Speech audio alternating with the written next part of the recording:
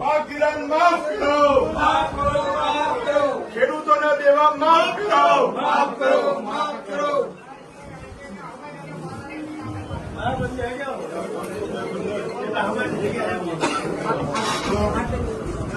આજે અમે વિરમગામ તાલુકા કોંગ્રેસ સમિતિ દ્વારા આપના આવેદનપત્ર આપીએ છીએ. અમારી રજૂઆત સરકારમાં પહોંચાડો.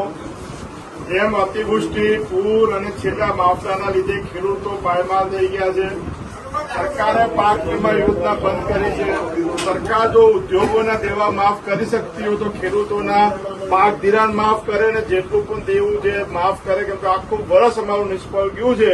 તો સરકારે જો પાક વીમા યોજના બંધ કરી હોય તો સરકારે દેવા માફ કરવા જોઈએ. એની રજૂઆત લઈને અમે બધા આવ્યા છે ને અમારું આવેદનપત્ર સ્વીકારે છે. સરકાર અમારી લાગણી અને માગણી ઉપર પહોંચાડી અને